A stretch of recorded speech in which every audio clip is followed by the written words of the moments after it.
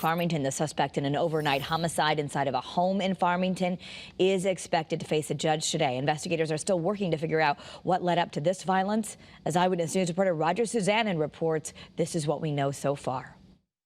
Kara, a relatively short time ago, the Connecticut State Police Major Crimes Unit arrived, and they're now heavily involved in this murder investigation. This is truly a horrific crime that really has devastated the entire neighborhood here in Farmington, especially because two young children were inside this home when this deadly shooting took place. Shortly after 11 o'clock last night, police rushed to this house on Sunset Terrace after someone who lives here dialed 911. When investigators arrived, they found a 32-year-old man lying in bed after being shot multiple times. Sadly, he later died at a local hospital. Police say the victim lived in the home along with the man who they believe pulled the trigger.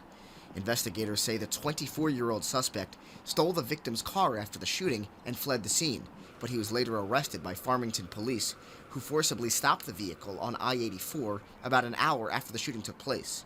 The suspect is in police custody now and faces a long list of charges, including murder, criminal possession of a firearm, and a risk of injury to a child, because sadly, two children, a 10-year-old boy and 6-year-old girl, were inside the home when the deadly shots were fired. Neighbors we spoke with are devastated because they say the family who lives here, including a young mom, the victim, and the two children, are wonderful people. Just so heartbreaking. We're just we're in shock. We've been awake all night practically, and so sad.